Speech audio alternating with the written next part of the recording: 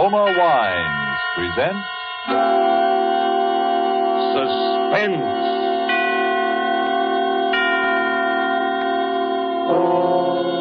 Roma Wines, made in California for enjoyment throughout the world. Salud. Your health, senor.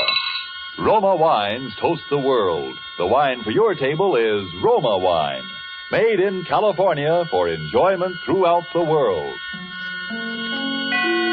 The Roma Wine Company of Fresno, California welcomes you again to this weekly half hour of Suspense. Tonight from Hollywood, Roma Wines bring you as stars Miss Ida Lupino, currently being seen in Warner Brothers in Our Time, and Mr. Vincent Price of 20th Century Fox, soon to be seen in the Darrell F. Zanuck production Wilson.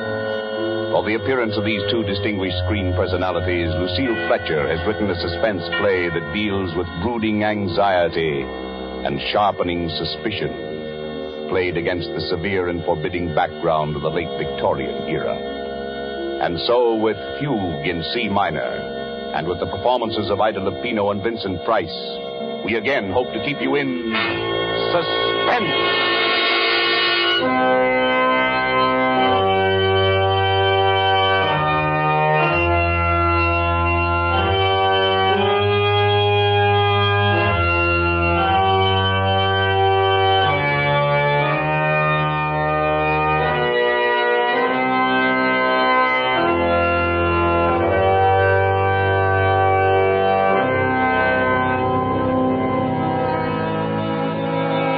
April 1st, 1900. Dear Bessie, this is just to let you know that I arrived in Pilotsville.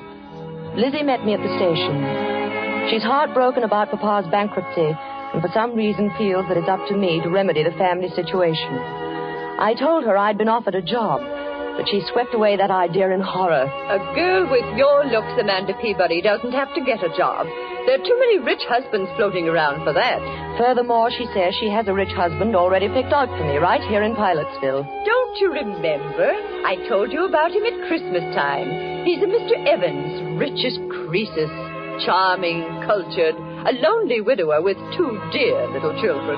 And besides that, he's just your type, a real intellectual. You should hear him play the pipe organ. And you know, Bessie, I've met so few interesting men lately. And all you'd have to do is lift your little finger.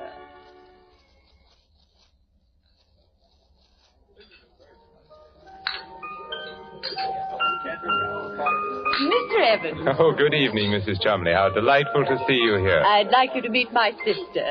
Mr. Evans, my sister, Amanda Peabody. Delighted, I'm sure. It's a lovely party, Mr. Evans. Thank you, Miss Peabody. Have you just come to Pilotsville? Yes. She's down from New York visiting me after the whirl of the hectic social season. Oh, indeed? Well, I'm afraid our Pilotsville society must seem a bit dull to you, Miss Peabody. Oh, no, not at all. It's charming. I've enjoyed everything so much tonight. Your beautiful house, the music. I hear you're going to play for us, Mr. Evans. Oh, a bit. Do you care for organ music, Miss Peabody? Oh, very much. I never miss a church recital.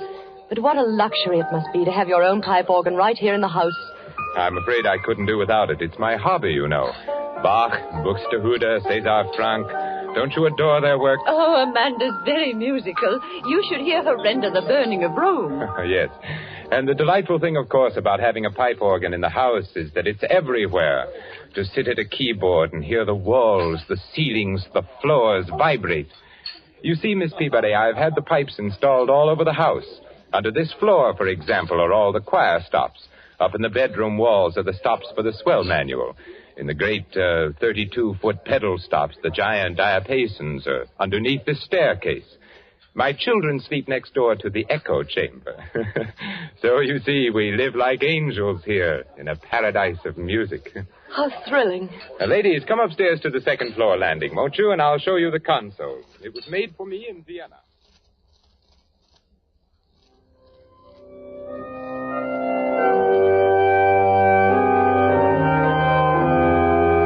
April 7th, 1900. And Bessie, dear, to tell you the truth, I really find him fascinating. I wish you could hear him play. It sweeps you off your feet. There is such wildness to it, and at the same time such dignity. And to hear the sound all through that marvelous house, rolling through those gorgeous rooms with their beautiful tapestries and potted palms. I could sit and listen to him all night. You have the most amazing eyes, Miss Peabody. What are you thinking about? The music. Oh, please don't stop. It's so beautiful. Well, you seem to be as mad about music as I am. Your sister says you play, too. Oh, no, only a little. My appreciation of it is all inside, I'm afraid. That's plenty. If one can't play, it's better just to enjoy the music of others. I can't bear this sentimental drumming, can you? I shouldn't think you would enjoy it. The idiotic tunes people play nowadays. Give me the old stern classics. They have strength and power. Give me something with life to it, something that will flood the whole house with sound.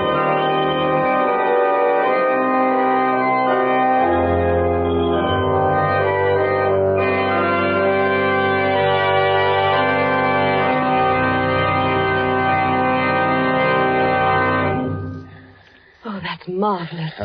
You're a very unusual girl, Miss Peabody. Quite unlike the run of girls down here at Pilotsville. Yes, in what way? Oh, it's rather hard to explain. Some more tea, Amanda? No, thank you. A muffin? No, thank you. You have an excellent cook, Mr. Evans. Please call me Theodore. You know you promised. Theodore? Amanda. And your house is beautifully run, too. You must have an excellent housekeeper. Everything always looks so charming and quiet. I haven't even heard a peep out of your children. My children? Oh, yes, the children have been away at school. You have two, haven't you? Yes, Daphne and David. What sweet names. Ordinarily, I don't approve of schools for young children, but you see, they were rather overwrought. After Mrs. Evans passed on... I can well understand. They were almost morbidly devoted to their mother, and then, of course, the unfortunate circumstances of her death. But I suppose your sister, Mrs. Chumley, has told you all about that. No, not very much, except your wife was killed in a street accident, wasn't she? Yes, in Philadelphia. A brewery wagon and 4 horses ran her down. Oh, how terrible. It's something I don't like to think about very often. Poor, beautiful Margaret.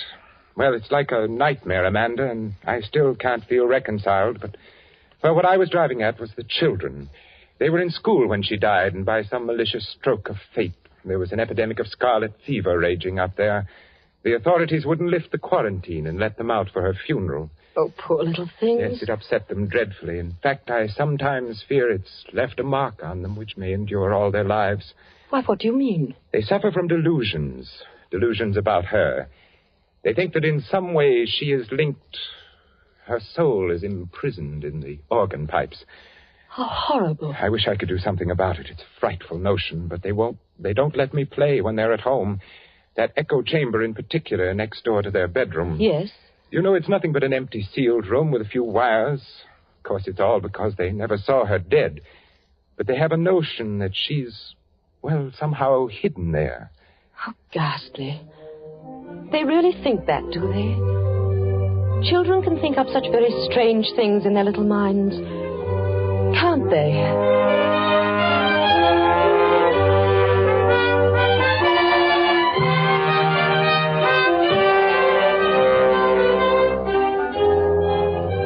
Tonight, for Suspense, Roma Wines are bringing you as stars Miss Ida Lupino and Mr. Vincent Price, whom you have heard in the prologue to Fugue in C minor. Tonight's tale of suspense.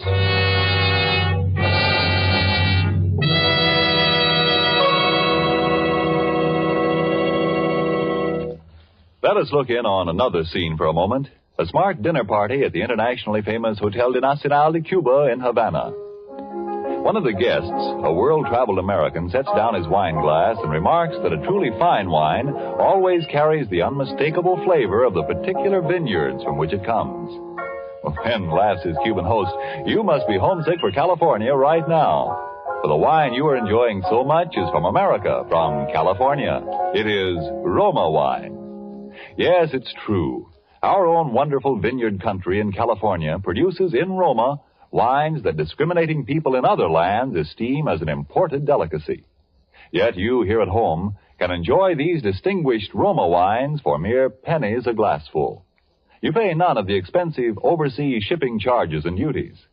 Daily with your meals or when entertaining or any time, you can delight yourself with the wonderful flavor that comes from age-old wine-making traditions perfected by modern quality controls and tests. Yes, only pennies a glassful for a treat you are certain to enjoy. For remember, Roma wines are America's largest selling wines. Roma, made in California for enjoyment throughout the world. And now it is with pleasure that we bring back to our sound stage Ida Lupino as Amanda Peabody and Vincent Price as Theodore Evans in Fugue in C minor. A tale well calculated to keep you in suspense.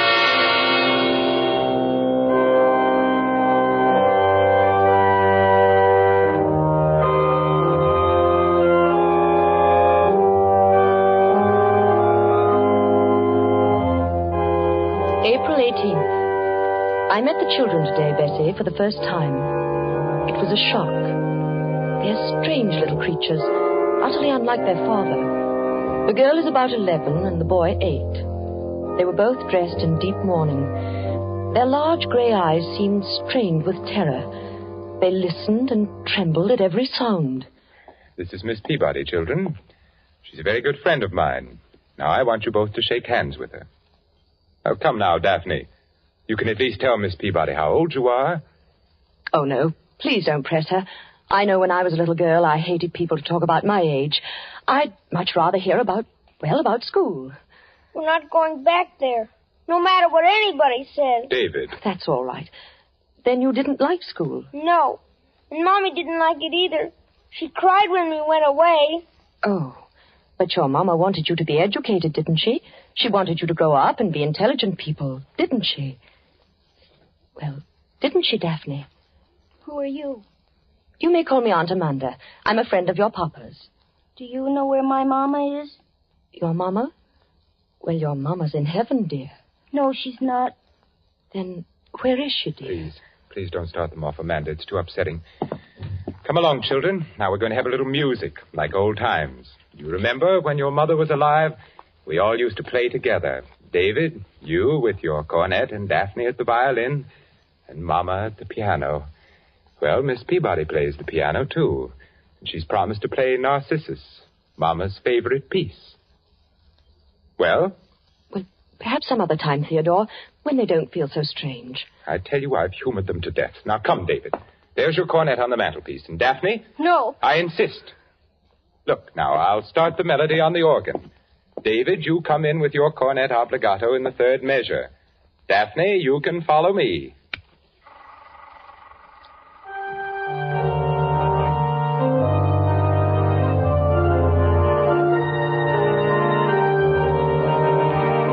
What's that?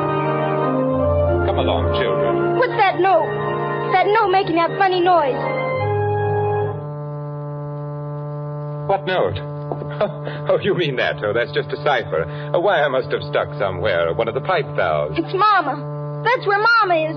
She's calling for Oh, us. don't be silly. I'll just hit the key a few times and it'll stop.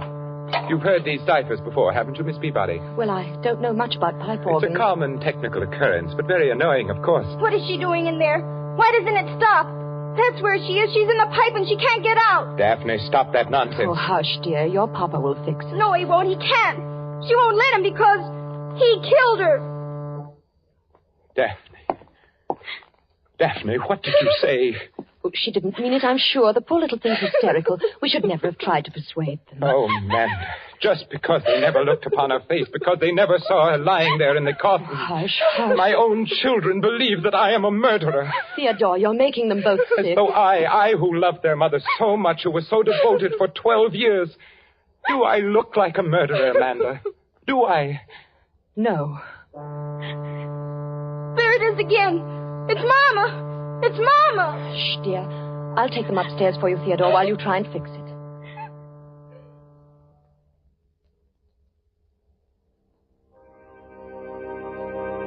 April 24th. Oh, Bessie.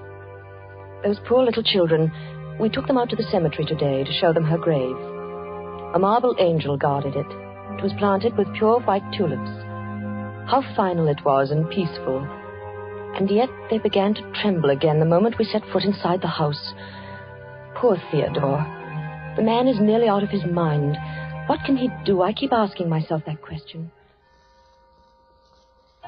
She died in Philadelphia, you say? Yes, on May 15th, just a little less than a year ago. You weren't with her? No, she went there to take a piano lesson. There was a new teacher she'd heard about. She was always so self-conscious about her technique. But she never reached his studio. They notified me at midnight from the city morgue. And no one in Philadelphia saw her? No one except the attendants at the morgue, of course, and the people who picked her up after the collision. It was such a brutal accident.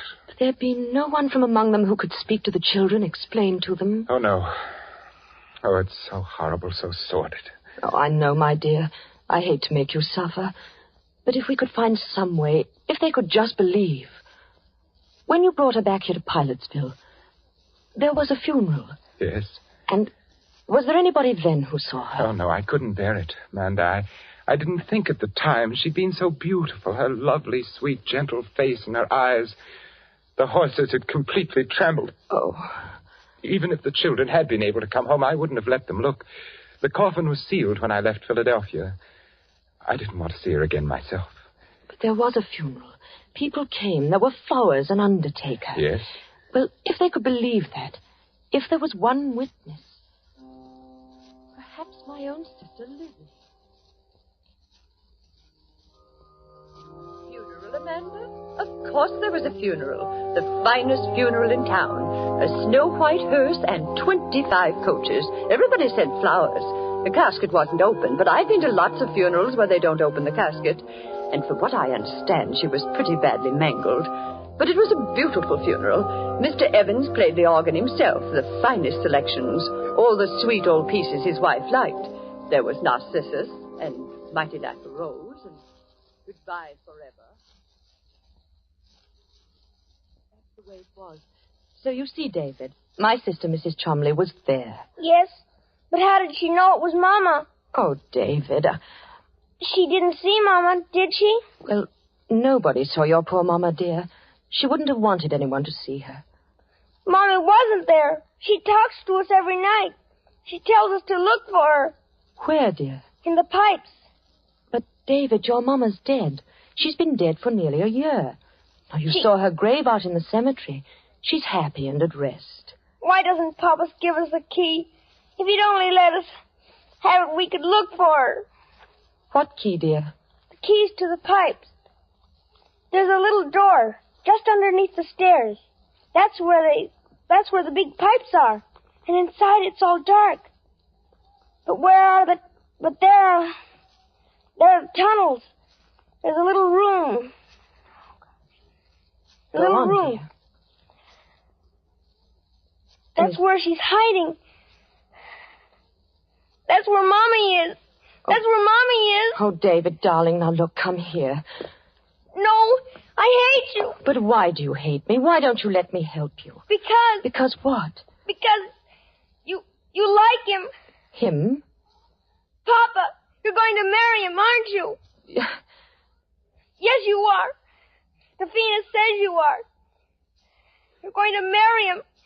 Then he'll send us back to school. There'll be no one left to help Mama. Poor Mama will never be left out. Oh, I hate you. I hate you. David, what are you doing here? David, did you strike Miss Peabody? He's sick, Theodore. I'm sure he's very sick. Now go to your room at once. Oh, those dreadful children. I tell you, Amanda, they'll ruin whatever happiness we might have. Theodore, I love you very much. But I couldn't marry you. Not with that child's cry ringing in my head. We've got to help them. Give them that key. Let them go and look in the room where the pipes are. Then they'll see for themselves that there's no ghost. Key? Who told you about a key to that room? The children. The children? Amanda, I'm going to tell you something I've never told to a living soul. It may frighten you. Yes. Margaret was going mad when she died. Oh. No one knew it but me. It ran in her family. I discovered it long after we were married, after the children were born. Otherwise, I'd never have... And now you think the children? I'm afraid so. It was peopling of sound she had, just like them. A fear of the dead's returning. She used to play... What's that? Sounds like the organ. But the motor isn't on. The console was locked when I left. Someone's trying to play. No one but me can touch that instrument. It's forbidden in this house, and the servants are out. Unless those children... Come upstairs, Amanda.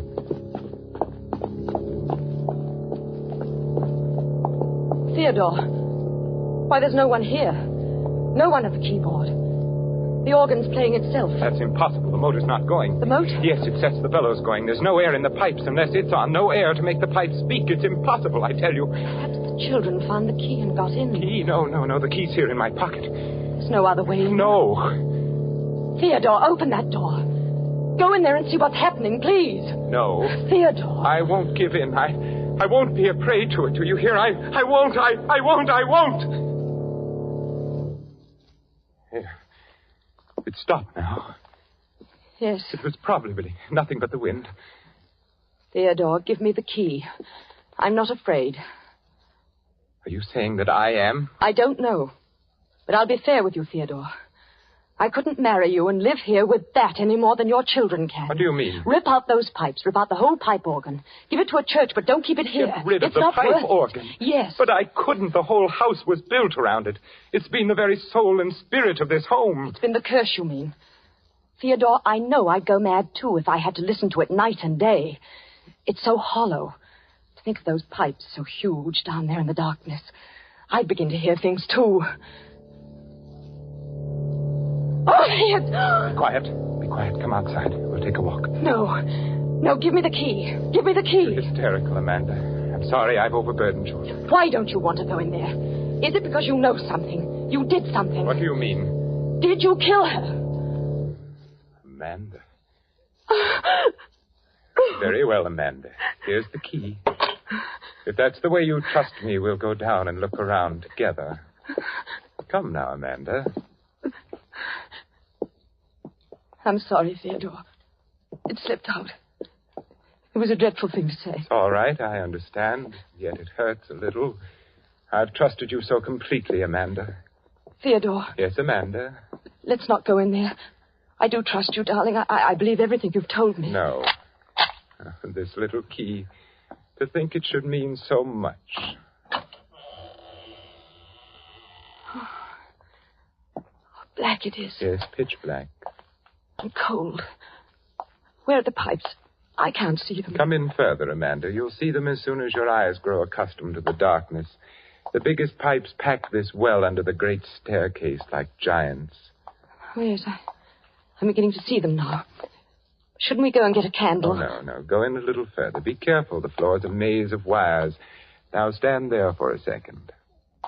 Theodore, don't leave me. I won't be long. I thought you said you weren't afraid. No, I'm not only... Where are you going? Just upstairs to play for you. Theodore. I'd like you to hear how the music sounds in the darkness. It's quite an experience being so close to the pipes. You know, narrow, suffocating, especially when I play the great Passacaglia and Fugue of Bach. Oh, Theodore, please. I don't want to stay Perhaps here. one of the Rheinberger symphonies or the great chorales of César Franck. Margaret, of course, preferred Narcissus. Margaret. Now, you're very gullible, Amanda. Then you did kill her. You killed her in this room. And you're going to kill me. Yes, simple, isn't it? But why? I don't Why? know. One gets tired every now and then of mere music. Sometimes the classics demand competition. A scream, for example. There's something so exciting about pulling out all the stops and drowning out all human sound. Have you ever tried to match your voice, Miss Peabody, against the thunderous voice of Bach? It's most effective. And then when the struggle gets weaker, when the air is almost gone and you choke and gasp for breath, to bring the music down softer. Theodore, you're mad. Come, Amanda. Would you deny me that pleasure? No. I Help! promise you the concert won't be too long. It takes about 8 hours before the air gives out. But you know, I could play for days. And don't worry about the children. I think you've convinced them about the ghost. What's that? Theodore! Someone shut the door. It's locked and the key's outside. Who's there? Let me out! Theodore! Get away from me. Let me out, do you hear? Let me out! I can't breathe! I'm suffocating. It's so dark, I can't breathe. Let me out, please. I can't breathe. No, don't. I can't.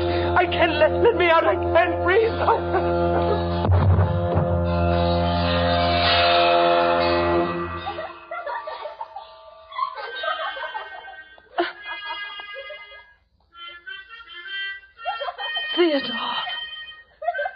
Theodore! Let me out! He's dead! He's dead! Daphne, David, where are you? Open the door! Help me! Help me! Oh, no! No! Help!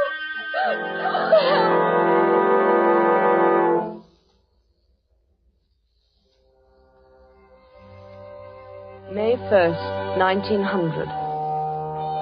I shall be coming home in a few days, Bessie. I still can't sleep at night. I still hear that laughter. Still hear that cornet playing its unearthly music. And Theodore Evans once more lies dead at my feet. It was his heart, Bessie. He died of fright. In those few moments, he anticipated the hideous fate he had meted out to so many. And I might have died there if he had not gone so quickly. But the children hated me. They wanted to kill us both. Those terrible, pathetic children. What horrors they must have sensed in that charnel house. There were other women beside his wife. The police found them all buried and stuffed away into unused parts of the pipe organ. Bessie, I was in that pipe room alone with him for 4 hours before that door creaked open. There they stood, and I shall never forget their faces or the things they said. All right, Miss Peabody.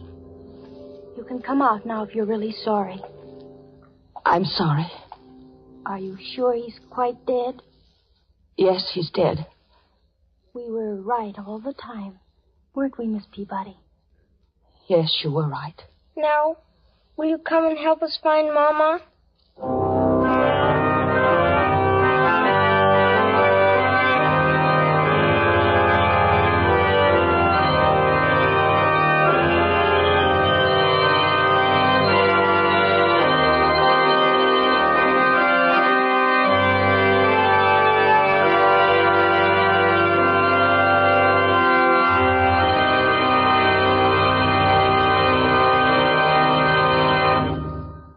And so closes Fugue in C minor, starring Miss Ida Lupino and Vincent Price.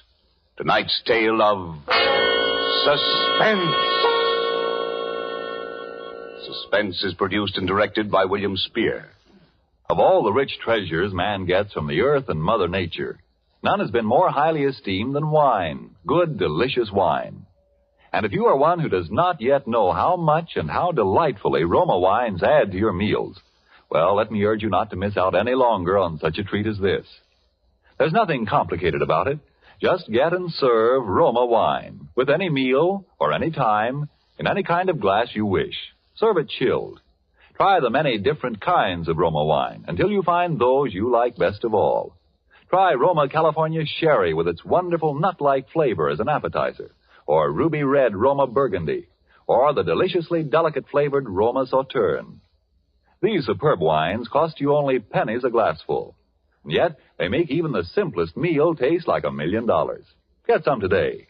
And if your dealer is temporarily out of Roma, please try again soon. You owe it to yourself to have and regularly enjoy ROMA, Roma Wines, America's largest selling wines. Made in California for enjoyment throughout the world. This is Ida Lupino. Mr. Spear has just been telling me a little about next week's Suspense show. The star will be Thomas Mitchell in a story about a man who had headaches, tried everything to cure them, finally went to a psychiatrist, and found out that he was a murderer. Now, that certainly sounds like a broadcast we listeners won't want to miss. One more word. Don't forget to buy that war bond this week. Next Thursday, same time, you will hear Thomas Mitchell and Donald Crisp in Suspense. Presented by Roma Wines, ROMA, made in California for enjoyment throughout the world. This is CBS, the Columbia Broadcasting System.